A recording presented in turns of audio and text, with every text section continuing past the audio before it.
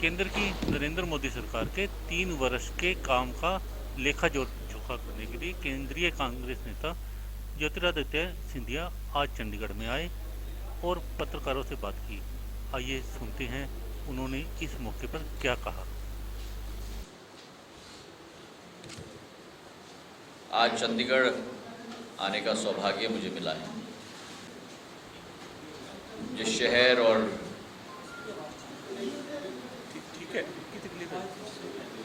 शहर और जिस प्रदेश का नाम पूरे देश में और विश्व में माना जाता है, आज उसी शहर में वर्तमान की 3 सालों की समीक्षा आज हम इस स्थान से करने जा रहे हैं। 3 साल पहले देश में जो एक माहौल तैनात किया गया था कि एक व्यक्ति आएगा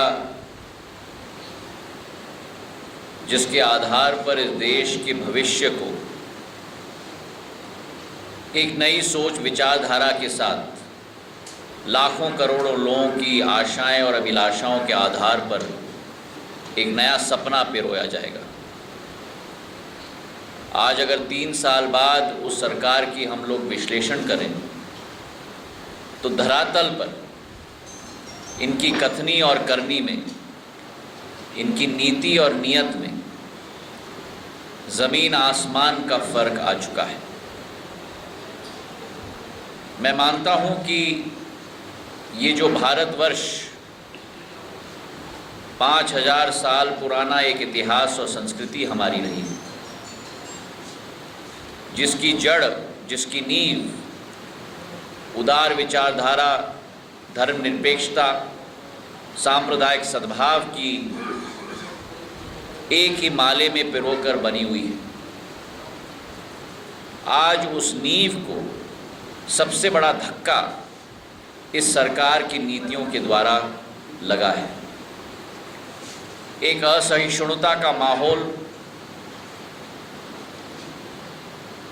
जिस माहौल में ये वातावरण निर्मित हुआ है कि अगर कोई भी व्यक्ति सरकार के विरुद्ध बोले तो वो एंटी नेशनल, देशद्रोही का दर्जा उसे दिया जाता है। इस सरकार के द्वारा ये नीति बनाई जाती है कि आप क्या खाएंगे, आप क्या पहनेंगे, आप क्या सोचेंगे, किस तरीके से आप अपना जीवन यापन करेंगे। और ये एंटी रोमियो स्क्वाड जो हम लोग देख रहे हैं, इसका एक ही उदाहरण आज हमारे सामने है। जहाँ एक तरफ असहिष्णुता का माहौल, वहीं दलितों के विरुद्ध जो अत्याचार की एक श्रृंखला पिछले 3 वर्षों से हम देख रहे हैं। जहाँ एक तरफ कहा जाता है कि बाबा साहब अंबेडकर की जयंती के लिए विशेष सत्र संसद में बुलाया जाएगा, मऊ में मेरे प्रदेश में सभा की जाती है, लंदन में अंबेडकर भवन का उद्घाटन किया जाता है, और वहीं देश के अंदर, शहर शहर के अंदर, गांव गांव के अंदर, चप्पे चप्पे के अंदर हमारे दलित भाइयों और बहनों के विरुद्ध अत्याचार का माहौल निर्मित किया जाता है। चाहे ऊना की घटना हो, चाहे रोहित वेमुला का घटना हो, चाहे मेरे प्रदेश मध्य प्रदेश में 50 दलित परिवारों ने इच्छा मृत्यु की गुहार मुख्यमंत्री के प्रति लगाई है। ये एक ऐसा वातावरण है जिसमें भाजपा के जो जिम्मेदार लोग होते हैं वे भी गैर जिम्मेदार वक्तव्य देकर पूरे वातावरण को दूषित करने में अपना पूरा योगदान देते हैं। मोहन भागवत और वैद्य जी ने तो कह दिया कि आरक्षण ही समाप्त होना चाहिए। मैं तो मानता हूं कि इनका उद्देश्य है कि एक आदिवासी मुक्त भारत तैनात करना और एक दलित मुक्त भारत तैनात करना, और वहीं सांप्रदायिकता का जो इनका एजेंडा है। मैं करीब 45-50 वर्ष का युवा हूं और पहले बार पूरे देश में ये वातावरण निर्मित हो रहा है जहां लव जिहाद चल रहा है एक तरफ, तो दूसरे तरफ घर वापसी की योजना चल रही है। कैराना जैसी घटनाएं होती हैं। अभी सहारनपुर में जो घटना हो रही है, स्वयं हमारे पार्टी के उपाध्यक्ष राहुल गांधी जी, उन्होंने कल वहां जाने की कोशिश की, शोक पीड़ित परिवारों से उनको मिलने भी नहीं दिया, और गौरक्षक का एक नई सेना निकल रही है जो मासूम लोगों को भी प्रताड़ित कर रही है। चाहे ऊना की घटना हुई हो, पहलू खां के साथ अलवर में घटना हुई हो, दादरी की घटना हुई हो, और इस सरकार के मंत्री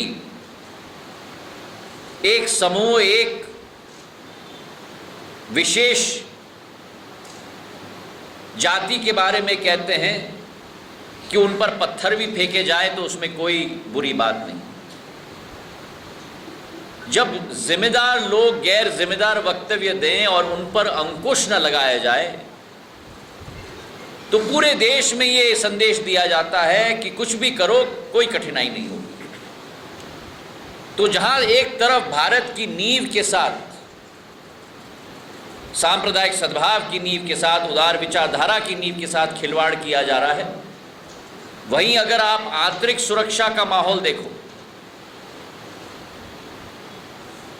जिस भारत के ताज कश्मीर में एक अमन चैन का वातावरण कांग्रेस की सरकार ने छोड़ी थी, 6.5% घरेलू उत्पादन का दर वहां हो रहा था, पर्यटन का माहौल था, रोजगार के अवसर तैनात हो रहे थे, विकास और प्रगति की नई सोपान बढ़ रही थी, ऊर्जा के प्लांट्स लगाए जा रहे थे, टनल बनाए जा रहे थे, वही उसी कश्मीर में पूरी तरह से अस्थिरता का माहौल और एक डरावना माहौल आज तैनात हो चुका है।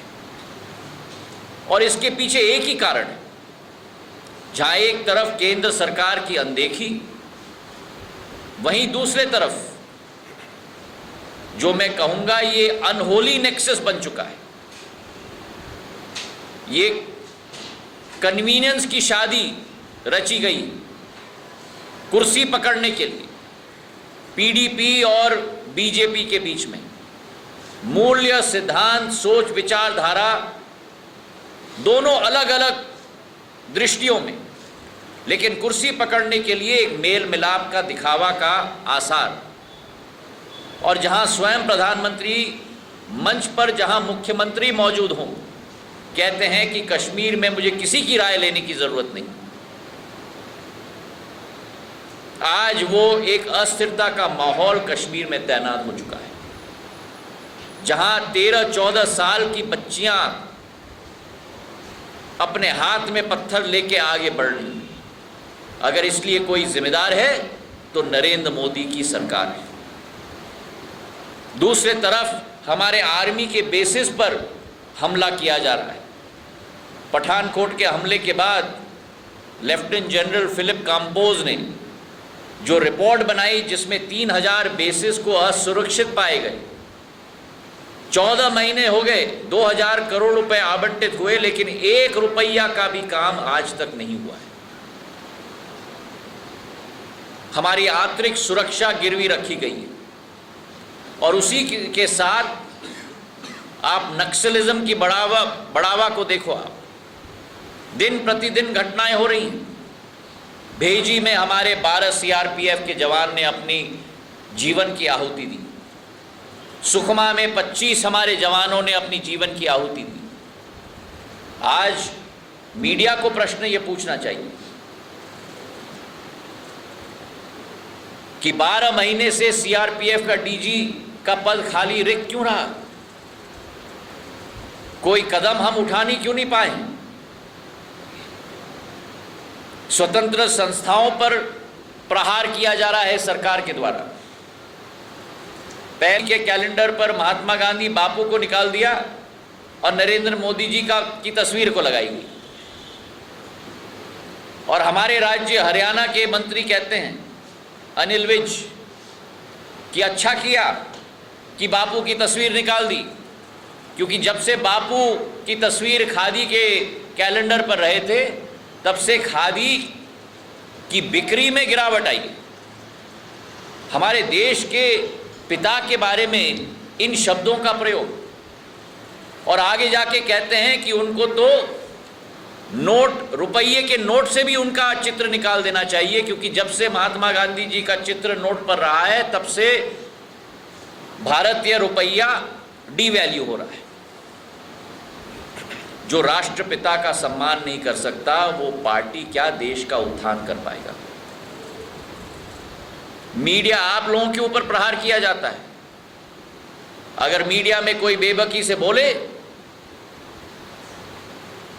तो बैन की धमकी दी जाती है, आरबीआई को नचाया जाता है, और जो नीति आयोग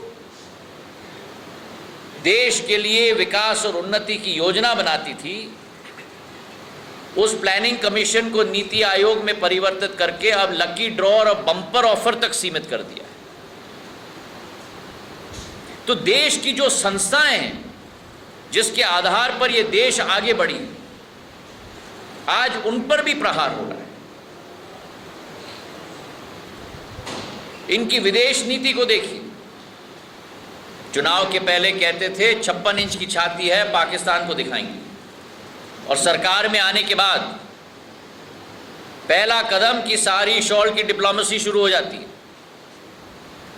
प्रधानमंत्री मनमोहन सिंह जी एक बार भी 10 साल में पाकिस्तान नहीं गए थे, और वर्तमान के हमारे प्रधानमंत्री पिछले 3 साल में 3 बार पाकिस्तान चले गए। कभी किसी के दावत में, कभी किसी की शादी में, और एक तरफ भारत में आके वक्तव्य कुछ और देते हैं और वहां जाके कुछ और कर देते हैं। पाकिस्तान के साथ नीति स्पष्ट क्यों नहीं है? अगर कदम उठाना है तो कठोर कदम उठाना चाहिए। मोस्ट फेवर्ड नेशन का जो दर्जा उनको दिया गया है वो वापस हम लोग क्यों नहीं लेते? अंतर्राष्ट्रीय स्तर पर पाकिस्तान का पर्दाफाश हम लोग क्यों नहीं करते? पाकिस्तान के प्रति पर भी ये पूरी तरह से विफल हो चुकी है। घुसपैठ बढ़ रहे हैं सीमावर्ती इलाके पर, चाहे जम्मू कश्मीर हो चाहे पंजाब से लगा हुआ इलाका। करीब करीब 90 हमारे जवानों ने अपनी जीवन की आहुति दी है। 250 जवानों ने अपनी जीवन की आहुति दी है, 90 नागरिकों ने जीवन की आहुति दी है। पूरे देश में हम देखें तो करीब करीब 500 जवानों ने अपनी जीवन की आहुति दी। 1354 संघर्ष विराम उल्लंघन सीमावर्ती इलाके पर हुई है। आज इसके लिए जिम्मेदार कौन है? और जब हमारे वीर जवान के साथ बर्बरतापूर्ण व्यवहार होता है, जब यूपीए की सरकार थी तब विपक्ष की नेत्री सुषमा स्वराज ने कहा था कि 1 सर के बदले में 10 सर। प्रधानमंत्री उस समय में गुजरात के मुख्यमंत्री नरेंद्र मोदी जी ने कहा था कि गुनाह पाकिस्तान करे और सफाई हिंदुस्तान दे। उरी के बाद राम माधव ने कहा था कि एक दांत के बदले में जबड़ा लेना चाहिए। और आज जब हमारे जवानों के साथ बर्बरतापूर्ण व्यवहार किया जा रहा है तो ये नरेंद्र मोदी की सरकार चुप बैठकर क्यों देख रही है? चीन के प्रति हमारी क्या सोच है? चारों तरफ से चीन हमें घेर रहा है। श्रीलंका में निवेश कर लिया, बांग्लादेश में निवेश कर लिया, म्यांमार में निवेश कर लिया, पाकिस्तान के साथ चाइना पाकिस्तान इकोनॉमिक कॉरिडोर बन रहा है, और हम देखते ही रह जा रहे हैं। हर मुद्दे पर भारत का विरोध चीन कर रहा है, चाहे मसूद अजहर का मुद्दा हो, चाहे न्यूक्लियर सप्लाई ग्रुप में भारत को प्रवेश देने का मुद्दा हो, लेकिन भारत के पास कोई नीति, कोई सोच, कोई विचारधारा नहीं। नेपाल के साथ हमारे रिश्ते पूरी तरह से बर्बाद हो चुके। सिंगापुर और थाईलैंड के साथ हमारे रिश्ते वो सौहार्दपूर्ण रिश्ते न रहे। अमेरिका की बात की जाती है, इंडो यूएस न्यूक्लियर डील पूरी तरह से स्थिर स्थिति में पहुंच चुकी है। और रक्षा के क्षेत्र में भी यही स्थिति है। सबसे कम रक्षा के बजट में प्रगति अगर हुई है तो इस सरकार के दरमियान हुई। केवल 6% रक्षा के बजट में वृद्धि। 1962 से सबसे कम आवंटन हुआ है रक्षा के क्षेत्र में, 1.62%। यूपीए के समय में 2.5% होता था। 80,000 करोड़ जो डिफेंस इक्विपमेंट खरीदने के लिए राशि दी गई है, वो सारे पुराने डील्स के लिए, विक्रमादित्य एयरक्राफ्ट कैरियर, सुखोई के लिए, रफेल डील के लिए केवल 8,000 करोड़ प्रति साल बचता है नए डिफेंस इक्विपमेंट खरीदने के लिए। और ये जवानों की रक्षा की बात करते हैं। 1 रैंक 1 पेंशन क्या दिया है, जो कांग्रेस की सरकार ने तो कई बार दी थी। ना प्रीमेच्योर रिटायरमेंट पे कोई स्पष्टीकरण, ना रिव्यू पर कोई स्पष्टीकरण। बेस ईयर 2015 के बदले में 2014 इन्होंने कर दिया। ये 1 रैंक 1 पेंशन की डील नहीं है, ये तो केवल एक एनुअल रिव्यू इन्होंने दिया है। और उसी के साथ अगर आप कृषि के क्षेत्र को देखो आप, तो सबसे बड़ा चोट अगर इस देश में लगा है तो हमारे देश के किसानों को लगा है, खास करके पंजाब के किसानों को भी लगा है। जहाँ एक तरफ इनकी कथनी थी कि हम कृषि को लाभ का धंधा बनाएंगे, 2 गुना ज़्यादा मुनाफा दिलवाएंगे, स्वामीनाथन रिपोर्ट के आधार पर 50% ज़्यादा राशि दिलवाएंगे, वहाँ वास्तविकता में अगर आप जाओ तो जहाँ धान में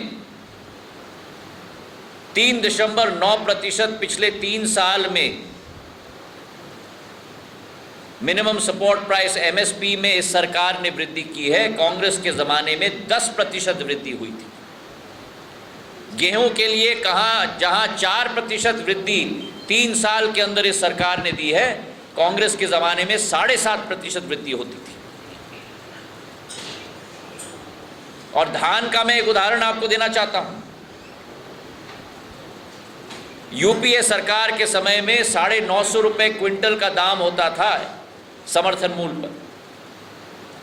670 रुपये किसान को लगता था 1 क्विंटल का पैदावार करने के लिए, मतलब कि 42% मुनाफा किसान को मिलता था।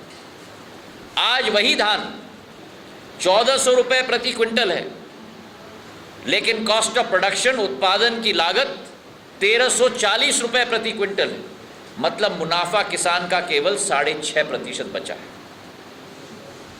और कृषि की विकास दर को भी आप देखोगे तो जहां 3.5% की विकास दर यूपीए सरकार के ज़माने में 3 साल में होती थी, वो केवल 1.7% तक सीमित हो चुकी है। और आज उसी का वजह है कि किसान आत्महत्या कर रहा है। 12,000 किसानों ने देश में पिछले 2 सालों में आत्महत्या हर साल किया है। अगर ये इस सरकार के माथे पे कलंक नहीं है तो क्या है? बेरोजगारी एक बहुत बड़ी समस्या आज हमारे सामने तैनात हो चुकी है। आज पंजाब में जो ड्रग प्रॉब्लम भी तैनात हुआ है,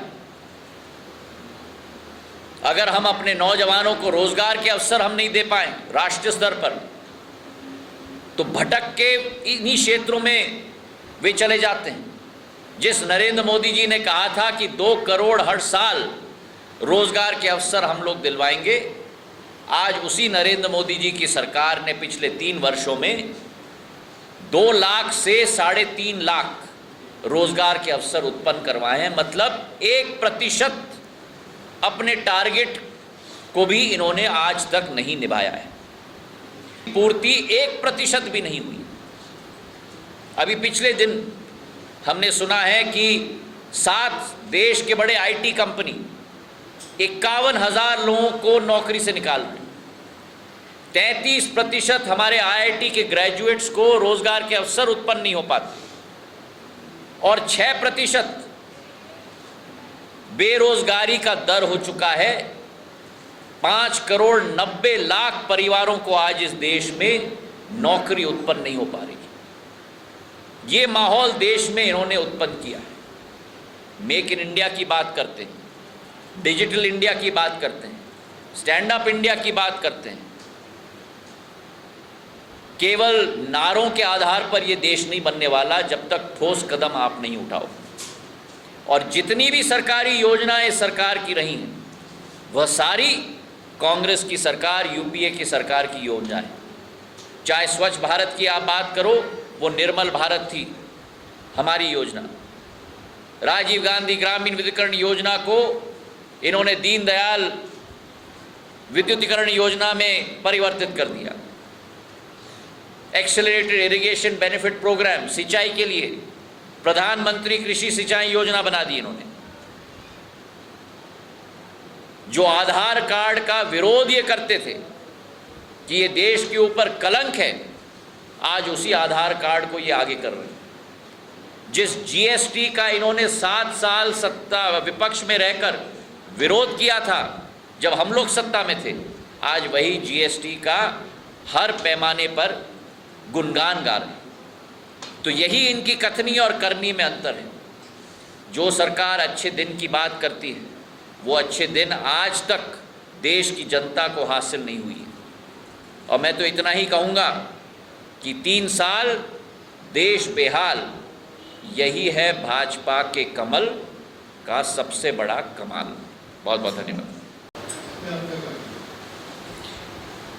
आप पंजाब केसरी जैसे मुखर अखबार के प्रतिनिधि हूँ और मुझे नहीं लगता कि मुझे इसमें कुछ कहने की ज़रूरत है, क्योंकि 3 साल में आपके और आपके सहभागियों के अखबारों में जो प्रकाशित हुआ है, एक एक राज्य में जहाँ ये शासित हैं वहाँ एक के बाद एक स्कैम्स उभर के आई हैं।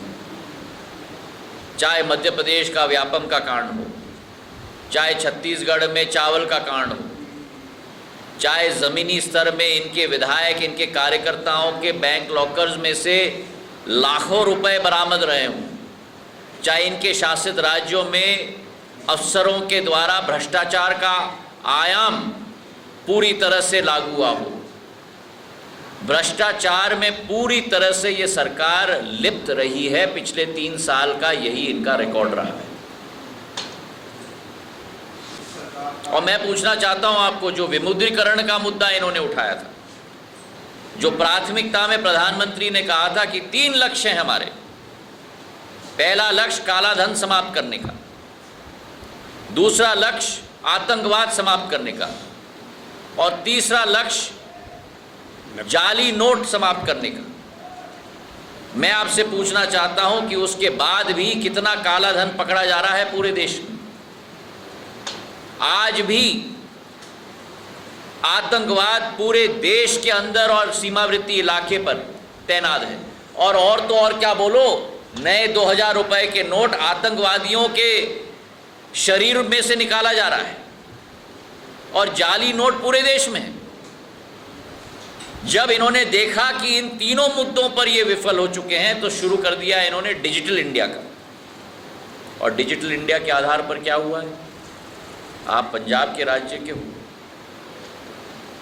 आज पंजाब का किसान हो, मेरे मध्य प्रदेश का किसान हो, मंडी में जाता है, उसको कहा जाता है कि अब व्यापारी तुमको राशि नहीं देगा, व्यापारी तुमको चेक देगा।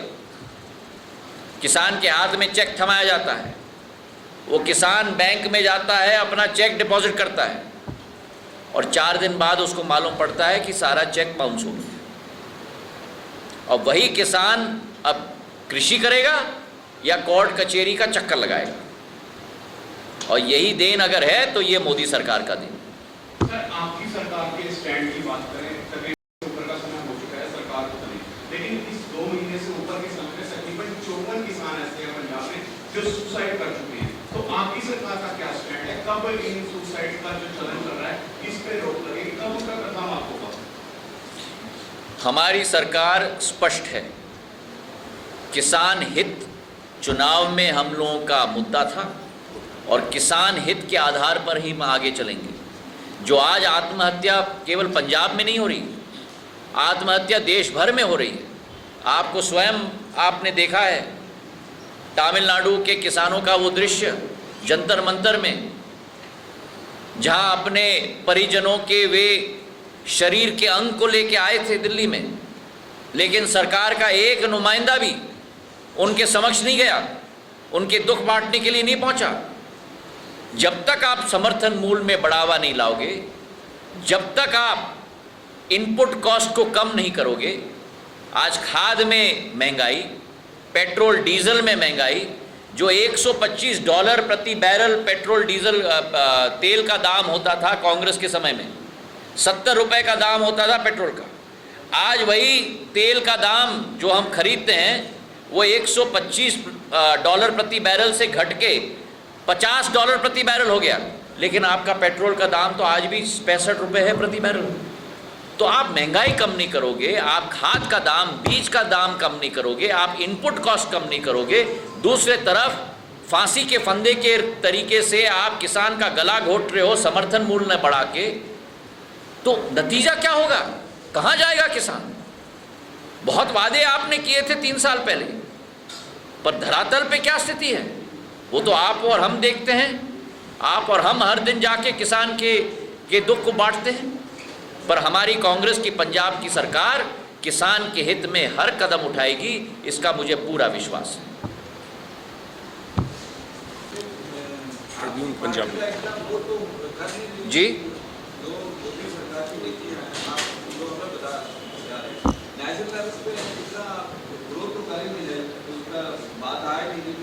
राष्ट्र स्तर पर हर मुद्दा, और आपने स्वयं देखा होगा संसद के अंदर और संसद के बाहर विपक्ष एक स्वर में उठा रही, सारी विपक्ष एकजुट है नौजवानों के मुद्दे पर, असहिष्णुता के वातावरण के मुद्दे पर, किसानों के मुद्दे पर और एक अमन चैन का वातावरण के मुद्दे पर, और पूर्ण जोर से हम आवाज़ अपनी उठा रहे हैं। और आने वाले समय में जिस तरीके से आपने पंजाब में उसका सुखद परिणाम देखा है, दूसरे राज्यों में भी आप देखेंगे, इसका मुझे पूरा विश्वास है। देखिए, मुझे लगता है कि आपको ज्ञान होगा कि कांग्रेस के 10 साल की सरकार में किसान किस तरीके से तरक्की के रास्ते पे चल रहा था। ये आप मत भूलना कि 2008-9 में जब पूरे विश्व में एक रिसेशन का माहौल आया था, तब वही भारत था जिसने 7.5% घरेलू उत्पादन का दर को छुआ था। और उसकी सबसे बड़ी साख अगर मैं मानूं तो वो शहरी क्षेत्र नहीं थी, वो औद्योगिक क्षेत्र नहीं थी, वो हमारी ग्रामीण अंचल थी, क्योंकि उस समय में किसान सुखी था। 4.5% कृषि के दर में वृद्धि दे पाना कोई आसान बात नहीं है। 10 साल के अंतरकाल में 8.5% घरेलू उत्पादन का दर, डेकेडल ग्रोथ रेट, मतलब हर वर्ष 7.5 से 8% का वृद्धि का रेट दे पाना, ये आसान बात नहीं था। ये केवल प्रधानमंत्री मनमोहन सिंह जी दे पाए हैं इस देश को, कोई और नहीं दे पाया है। और उसके बाद जिस खाई में किसानों को पहुंचाया गया है, हमने समर्थन मूल्य में वृद्धि 10 साल के अंदर किसानों के लिए हर एक उत्पादन पर 2.5 से 3 गुना ज़्यादा बढ़ा दिया था, जिसके आधार पर किसान खुशहाल था। लेकिन आज जो आपने वक्तव्य दिया था कि आप स्वामीनाथन रिपोर्ट लागू करेंगे, आपने मतलब बीजेपी ने, नरेंद्र मोदी जी ने, तो आपकी कथनी और करनी में इतनी अंतर क्यों? आपकी नीति और नियत में इतनी अंतर क्यों? आपके स्वभाव और वास्तविकता में इतनी अंतर क्यों? ये आज देश की जनता जाननी चाहती है। और आधार कार्ड हमने लागू किया था, लेकिन 2014 में सरकार बदली और जो लोग बड़े बड़े मंचों से कहते थे ये सबसे बड़ा स्कैम है इंडिया का आधार कार्ड, आज वही लोग उसका वकालत कर रहे हैं। आज वही लोग कह रहे हैं कि वो भी आपको अपने पैन कार्ड के साथ मिलाना होगा इनकम टैक्स रिटर्न में डालने के लिए। और आज वही लोग आप सभी की सूचना लेकर उस आधार कार्ड में उसे सुरक्षित नहीं रख पा रहे हैं। 13 करोड़ आधार कार्ड की लीक हुई है सरकारी वेबसाइट से, 2 रूरल डेवलपमेंट मिनिस्ट्री की, 2 आंध्र प्रदेश की सरकार की। 13 करोड़ इस देश की जनता की सारी सूची आज पब्लिक डोमेन में चली गई है। तो जो सरकार आंतरिक सुरक्षा में विफल हो, जो सरकार आपकी आइडेंटिटी सुरक्षित रखने में विफल हो, जो सरकार विदेश नीति में विफल हो, जो सरकार किसानों के ज़रूरतमंद मांगों को पूरा न कर पाए, जो सरकार रोजगार नौजवानों को न दे पाए, तो उस सरकार में अच्छे दिन की कामयाब हम लोग कैसे हासिल कर पाएंगे? जाकर साहब मेरा सवाल था, ये जो नेता राणा गुरजीत सिंह का नाम इसमें सुन के आ रहा था। देखिए, बेहतर रहता कि आज सिंधिया साहब यहाँ पे स्पेशली बात करने के लिए आए हैं, परंतु ये आपने जो मुद्दा उठाया है, पार्टी का स्टैंड चाहे वो राणा गुरजीत से संबंधित हो या किसी भी ABC व्यक्ति से संबंधित हो, पार्टी का स्टैंड बिल्कुल क्लियर है। कांग्रेस पार्टी के मुख्यमंत्री कैप्टन अमरिंदर सिंह जी इस बात से भली भांति जागरूक हैं कि लोगों ने ना सिर्फ वोट दिया है परंतु लोगों ने भरोसा भी दिया है। लोगों का जो विश्वास है, उस विश्वास सिर्फ यहाँ की आर्थिक स्थिति को मजबूत करना नहीं, परंतु लोगों का विश्वास सरकार की पारदर्शिता के अंदर बना रहे, इसके लिए कैप्टन साहब और कांग्रेस पार्टी पूरी तरह वचनबद्ध है। कैप्टन साहब is looking into the matter, we are getting all the details and I can assure you on behalf of the chief minister and the party that we will uphold this trust that people have reposed in us. Thank you. चलिए एक सवाल आपकी state से है, क्या हुआ उसके लिए कि आपकी पार्टी उसको बड़े पैमाने पे ला सके, फिर भी वही सरकार आ गई? ऐसा हमने इस मुद्दे को 2014 में, 15 में और 16 में हमने इस मुद्दे को एक सड़क पर उठाया है, लेकिन जिन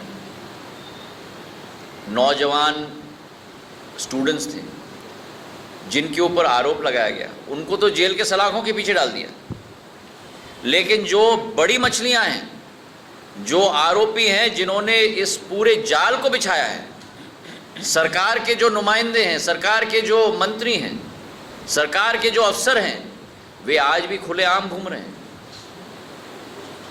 यही तो वातावरण है जो मेरे प्रदेश में भी आज निर्मित है और मुझे विश्वास है 2018 दूर नहीं है, वहाँ भी एक नया परिणाम और एक नई सोच विचारधारा मध्य प्रदेश में भी आप देखो। अमित शाह कह रहे थे। देखिए, एक चीज़ हमें सीखनी चाहिए राजनीति में कि जो व्यक्ति ज्योतिष बन जाए ना, उस व्यक्ति की भविष्यवाणी कभी सच्ची नहीं होती। ये निर्णय जनता की होती है। राजनीति में, जनसेवा में एक ही भगवान होता है और वो है जनता। और भगवान की सोच विचारधारा पर भविष्यवाणी करना अगर ये कोई इंसान करे तो आगे आने वाले समय में नतीजा स्पष्ट हो जाता है। जनता भगवान के रूप में निर्णय लेती है और वो निर्णय सर्वमाथे है, सर्वप्रिय है, और जो निर्णय जनता लेगी उसे स्वीकार करना हर जनसेवक का दायित्व बनता है।